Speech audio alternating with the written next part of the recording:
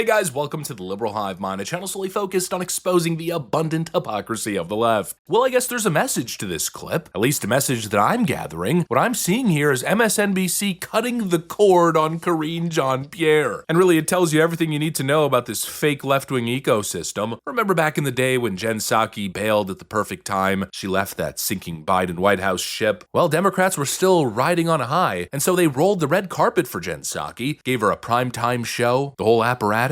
Well, I guess Karine Jean-Pierre saw that, and of course she even used to work for MSNBC, and so maybe she was expecting the same, but she stuck to that sinking Joe Biden ship to the bitter end, and now I guess she's tarnished forever. You know, she's friggin' poisonous at this point. She's toxic goods, and so I'm sure she was expecting MSNBC to elevate her, to make her the next Joy Reid, the next Tiffany Cross, to push all their racial grievance narratives, but instead, oh boy, is she getting slapped in the face with reality right now. It's scapegoat season. They're not elevating her, no, they're using her as a total scapegoat on the issue of Joe Biden's declining health. Of course, something they're quite connected to, pushing that absolute farce for 4 freaking years. The same network that spent years running interference for Joe Biden now seems to be using Karine Jean-Pierre as a sacrifice to absolve themselves of any wrongdoing. Holy moly, they just brought her on and grilled her beyond belief. They just cut the frickin' cord. They cut off Karine Jean-Pierre, made her even more toxic than she initially was. She is taking the whole brunt of Joe Biden's failure. I got some brutal clips to show you guys, and really, I think there's a deeper meaning here. There's a deeper story. Once again, this highlights just how fake and manufactured everything is in the left-wing circles. It's the party of Hollywood for a reason. Let me show you guys exactly what's going on. We got some stuff to get into. So let's roll the tape. All right, folks, so they bring her on and, well, they lit her up. Just quickly before you go, since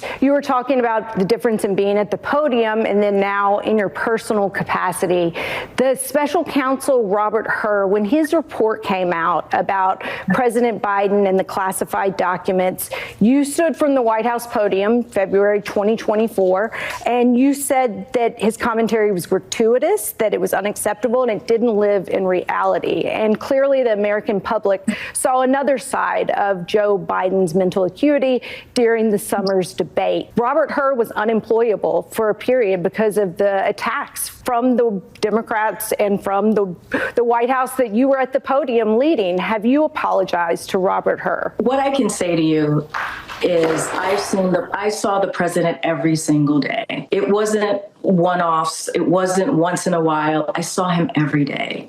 Well, he is someone that was sharp. Case, have you gone back to someone who you had pretty sharp comments about, and we all saw a different reality in your personal capacity? My reality was somebody that I saw every single day who was sharp, who pushed his team, was understanding very clearly of the policy of history. That is what I saw. I could only speak for what I saw on a daily basis for 2.5 years, almost 4 years, actually. And I was White House press secretary, obviously, for 2.5 years. That is the president that I know. Someone who woke up every day and was very zeroed in and focused on how to deliver for the American people. And that's what I'm speaking to, is what I saw every day. And look, there's not many people who can say, oh, you know, they saw that. They saw somebody every day like the president of the United States and was able to speak for him.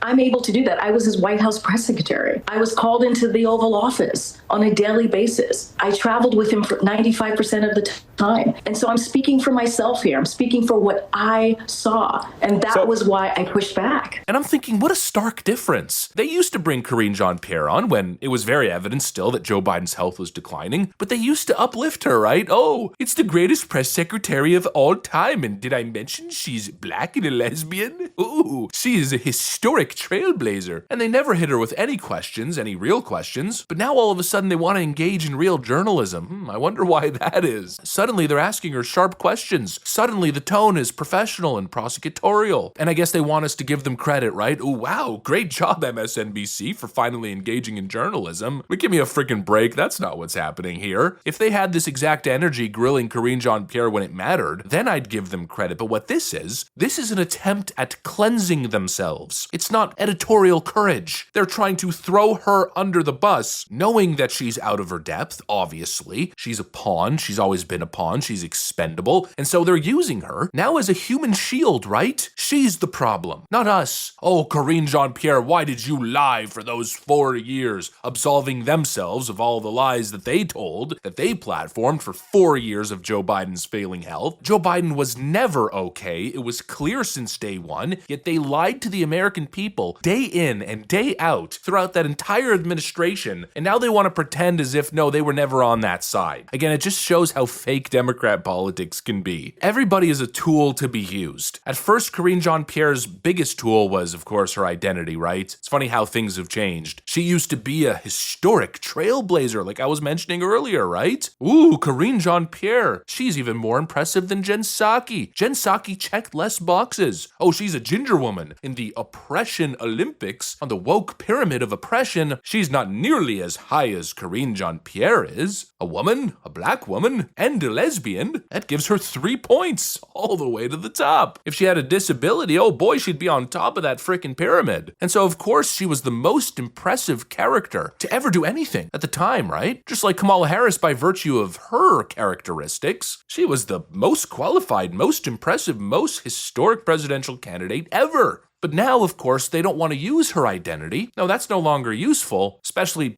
considering Karine Jean-Pierre ain't exactly the, sharpest tool in the shed, the lightest, brightest bulb in the light array. So her time has come. They're not interested in her historic label anymore, the black queer lesbian line. No, now she's useful as a scapegoat. And poor Karine Jean-Pierre, she hasn't caught on, right? Of course, as expected, she immediately tried to defend herself by, my black queer lesbianisms. So now that you are speaking for yourself, Karine, do you have any regrets at all for anything that you said while you were speaking on behalf of this administration? Look, it's a simple yes or no. You don't even know. No, because you're asking for a yes or no question. I want to put some context to it too. I woke up every day very proud to be the White House press secretary. I woke up every day as a black woman who is queer, no one had ever seen someone like me at that podium standing behind that lectern. It was an honor and a privilege to have that job. And I did it to the best of my abilities. And I spoke for the President of the United States, a person that I believe was a decent person. We did not get everything right. No one is saying we got everything right, but we did it to our best of our abilities, and I worked very hard to do that job. But clearly it doesn't exactly land anymore, attempting to shield yourself with your little DEI slogans and DEI identity pins. No, the same people who once anointed her the most historic, most incredible trailblazer of all time, well, now they're quite happy to strip the varnish off and toss her to the side the second the winds shift. So much for uplifting the POCs, right? I guess the upward winds end the moment you stop being useful to the narrative. And that really, I think, speaks deeper to what the game is here. They're not just dumping Karine Jean-Pierre to reposition themselves, to use her as a shield on the Joe Biden health. No, I think they're also seeing the grassroots socialist wave that's happening in their party. The Mamdani, Alexandria Ocasio-Cortez, Graham Plattner takeover of the party. And so I think MSNBC is repositioning itself, understanding they don't want to be chained to the Biden-era politics, to the legacy corporate Democrat brand. And so this, I think, is a way that they can,